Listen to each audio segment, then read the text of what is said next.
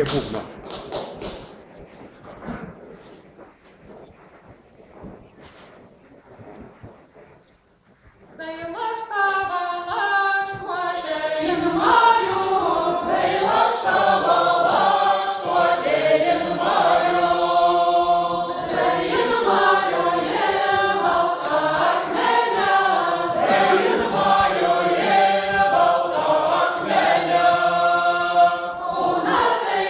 Na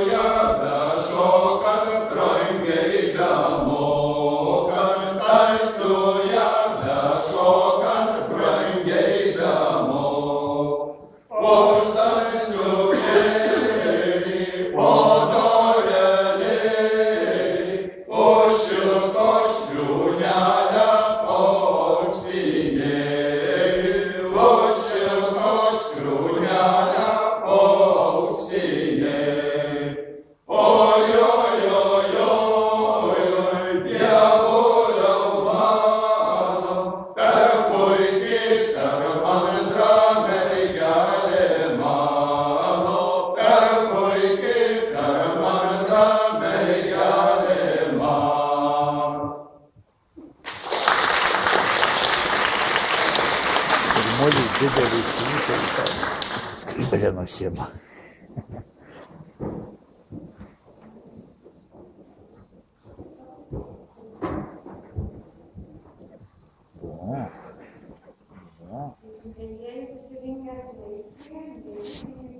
Čia įstojus futbolą. Jau net 12 pavasaris, kai mūsų gražų kraštą kartu su grįžtančiais paukščiais. Tiek daug čia jūs skrenda pas mus. Atskrenda kartu ir tokia jauna paukštė, tokia nepaprasta, divina paukštė, kurią mes vadiname aukso paukšte. Ne bet ką jie lanko, ne bet kokius žmonės, o tikrai vertus žmonės. Tokie žmonės yra ir štai čia, gražiai susigūrę, pasipuošę, balti spindinčiam akim ir noriu pasakyti, kad ši paukštė jos aplankė ne dabar. Ne dabar jie ją pagavo, nes jie jos ir negaudė. Gaudyt gali galbūt jaunimas, jie nori kažkokių nuopelnų. O va štai šie žmonės jau, sakyčiau, 34 metus turi tą paukštę. Nes jie atrado tas giesmes, tikrųjų paukščių ir tų mūsų senųjų žmonių, kurie labai gražiai mokėjo suprasti, pajusti tą ir paukštiško, ir žmogaus gyvenimo giedojimo grožį. tą stebuklą, tą mylimą skambesį mūsų tautos balso, tą liūtą, kaip aš sakau, ir užsilikę ant to kalnelio, mylino ir žvelgdami aukštyn į dangų, kur tie paukščiai skraido.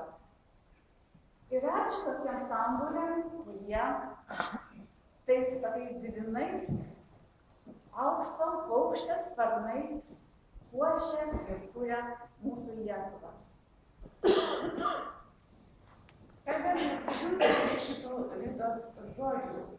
Šitai paukščiai nereikia pavyzdys. Šių metų paukštės skraido per visą Lietuvą. Šitoji pakilo ir nusileidžia taip pat.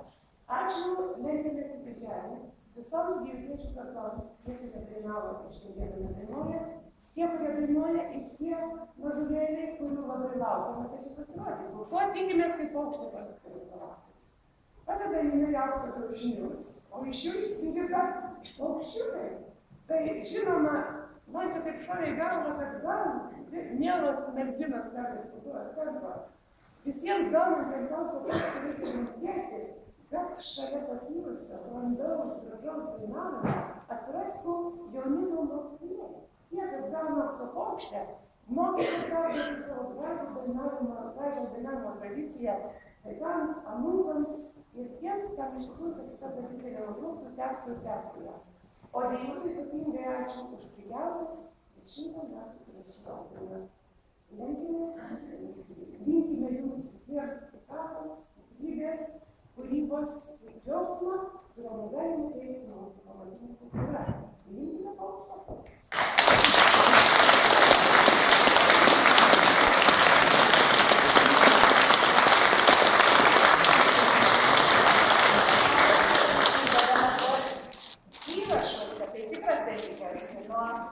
Kultūros ministro Arūno Gelūno diplomą ir padėką. Na, tai, kad gaunate už tai, kad gaunate tokio apdovanojimo. Na, ir žinoma, kad toji paukštė, ne šiaip savo paukštė, kuri kažkur ją gali gauti, tai vieta ir pažymėjimas. Taigi, 2011 metų geriausių miesto folkloro ansamblių nominacijų skyrimo komisija išrinko Vilniaus miesto folkloro ansamblį Vijūta ir jo vadovę Rūtą Šimonytę Žalskienę.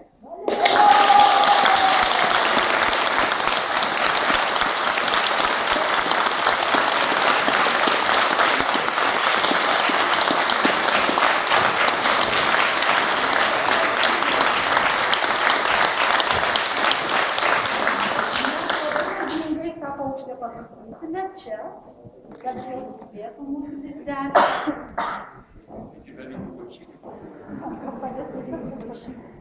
Aš nežinau, ar kalbėti mikrofoną, ar girdisi. Girdisi. Girdisi gerai. Labai diena visiems. Širdingai dėkojam, iš tikrųjų labai dėkojam, atėjusiems į mūsų šitą ypatingą išskirtinę šventę. Man yra užduotis labai trumpai papasakoti apie ansamblį, bet ta užduotis tikrai sunki, kaip galiu papasakoti labai trumpai apie kolektyvą, kuris jau įžengė į 34 savo gyvenimo metus, matė šilto ir šalto, juodo ir balto, apkeliavo bemaž visas Europos šalis, perskrido Atlantą ir vėl laimingai sugrįžo ir kone kasmet paruošė išskirtinę programą. Po to suprasite, kodėl sakau išskirtinę. Mūsų kolektyvo gimtadienis yra 1979 metų vasario 2 diena. Tuomet Mokslo akademijos prezidiumas ir šviesios atminties prezidentas, akademikas Matulis, nusprendė, kad Mokslo akademijoje turi būti folkloro ansamblis. Na, kaip ir dera, į tą ansamblį atėjo tuo metu Mokslo akademijai priklausančių institutų žmonės. Ir dabar mes džiaugiamės, kad mūsų kolektyve daugiau nei pusė žmonių yra mokslo daktarai. Ir ypatingai tikrai labai didžiuojamės, kad jų tarpe mes turime 2 nacionalinės Lietuvos mokslo premijos laureatus. Iš tikrųjų, kuo labai didžiuojamės. Tai suprantama, kad tai yra išskirtinis kolektyvas, žmonės yra labai intelektualūs ir jiems vadovauti tikriausiai nėra labai lengva. Bet gyvenimas šiame kolektyve yra labai įdomus. Mes tikrai labai mylim ir vertinam kiekvieną savo narį ir džiaugiamės, kad mes neturim, kad ateina ir naujų. Ir kai mes prieš 3 metus šventėm 30-metį, mes tikėjomės, kad Mokslo akademija atsidėkodama už tai, kad mes 30 metų garsinam jos vardą Lietuvoje ir už jos ribų užsienyje pasiūs naujus tėvus kostiumus. Bet deja, kai nuėjom, jos prezidentas, akademikas, įsiklausyti pavardės skambėsi, Valdemaras Razumas, pasakė nelabai razumus žodžius. Jis pasakė, kad Mokslo akademijai kultūros nereikia. Ir mums parodė duris. Aš labai dėkinga kolektyvui, kad jie nesusviravo, nesudrebėjo ir nei vienai sekundai niekas nepagalvojo, kad tai Vijūtos gyvenimo pabaiga. Jokių būdų. Ir mes dabar esame laisvas Vilniaus miesto folkloro ansamblis.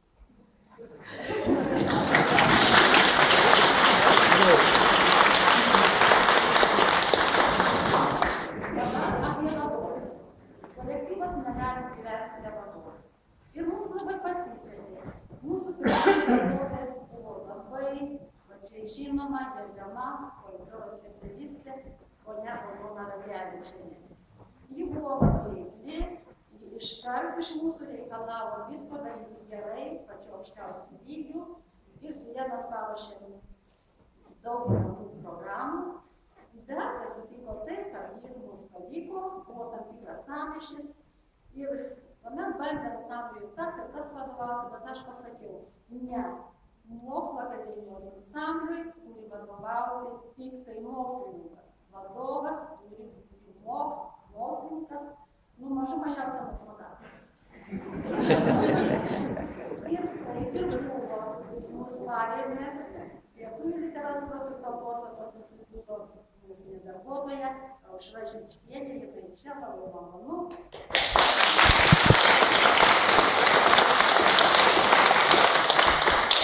Po kiek laiko jinai, gal atsibodo, nežinau, ji mus atidavė savo draugę ir kolegijai daktarei Žaskienei.